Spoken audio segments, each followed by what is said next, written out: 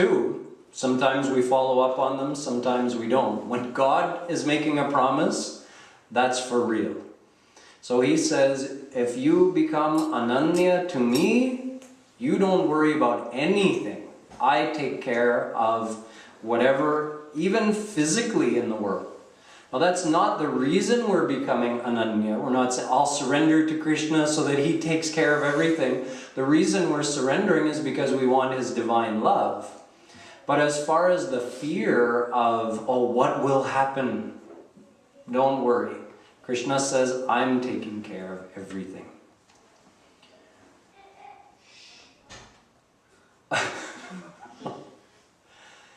Now, when we think about becoming ananya, it means if we're not ananya, we're taking shelter, we're surrendering somewhere else. We're not surrendering to Krishna. So there are basically four main areas where we're taking shelter instead of taking shelter in Krishna. We're having hope in these places instead of from Krishna, and that defaults our devotion, defaults our surrender, and prevents us from becoming ananya. So number one is dhan. The more wealth a person has, the more he has hope in that. And it's different for every person. There are some rare cases in the world where a person has a lot of wealth and he doesn't have a pride in that wealth and he's not attached in it. But this is extremely rare. Our scriptures give a general statement, a general description of the population. Iha ikasya namutra amutraikasya no iha chamutra chaikasya namutraikasya no iha. There are four kinds of people in the world. Two with wealth and two without. So if someone has wealth and he forgets about God, that's normal. If someone doesn't have wealth and he turns towards God, that's normal. If someone has wealth and he turns towards God, that's rare. And if someone doesn't have wealth and he totally forgets about God, that's also very rare. So it means artho narthasya karanam. Our scriptures say one of the biggest reasons for the downfall of a person is anarth, his destruction, is arth, his wealth. Now, this we can understand. Janmaishwarya shrutashribhi redhaman mada puman naivar hatya vidhatum vai tvama kinchana gocharam. Kunti said to Krishna in the Bhagavatam that if you have a high and noble birth, you naturally have some kind of a pride about that. If whatever power you have, because we think, oh, you know, if I have money, the more money I have, the more status I have, the more power I have, the more I can influence others. With money, I can do anything. I can go anywhere, buy anything, buy anyone. I can get what I want if I have money. So this kind of a feeling defaults our surrender to Krishna. Now, getting rid of the money, just like throwing it away, that's not the answer either, but we have to realize, where is our attachment? Where is our hope? Is it in our wealth? Are we having hope in our wealth instead of in Krishna?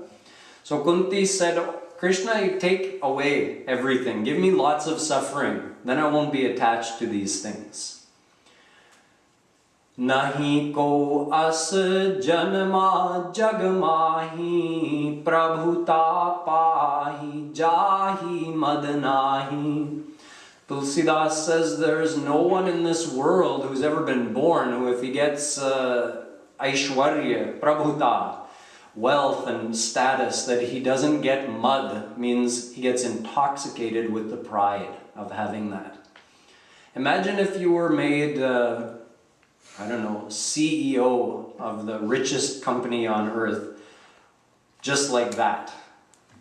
You've heard the term drunk with power. The mind actually gets intoxicated by this kind of thing.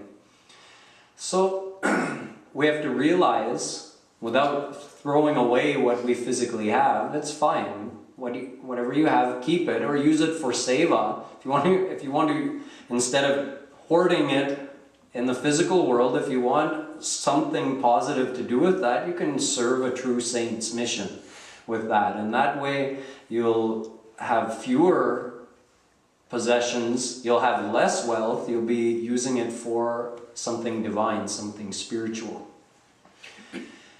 So this is one thing. Some of us have attachment in our dhan. We take shelter, we take sharan in our dhan, in our wealth.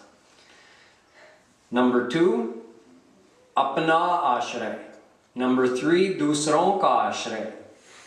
So we take shelter in other people. We think, oh, you know, what makes me feel comfortable? What gives me comfort? Oh, because I have this person in my life. Because I have that person in my life. This person will protect me. This person will give me what I want. This is dusron ka ashray. See, there's an example that Draupadi, when she was there in front of the court and Dushasan was going to disrobe her, she didn't take ashray in Krishna. First, she didn't surrender to Krishna first. She looked to her husbands. That's dusron ka ashray. She looked to Bhishma Pitama. She looked to Kripacharya, Dronacharya. She didn't look to Krishna. So Krishna didn't come. He's not doing her yoga kshema because she's looking everywhere else. Oh, will you help me? Will you help me? When no one else helped her, she took apna bal ka ashray. She tried to catch her sari in her own teeth. Still, she's not calling out for Krishna. So Krishna is watching from Dwarika, although he's omnipresent, but his descended form was in Dwarika at that time, having his bhojan. And he's just watching the situation. He's frozen. And Lakshmi, Rukmini, is serving him and saying, Priyatam, what's wrong? Why aren't you eating? And he says, oh, there's a bhakt in trouble. Well, go save her. No, I can't. She's taking ashray everywhere but me. How can I go? I've said it 1,000,000 times. Ananyash chintayanto mam. Mam ekam sharanam vraja. You have to surrender only to me. So when that sari started to slip out from her teeth, only then she realized, oh, Krishna's the only one who can help me now. So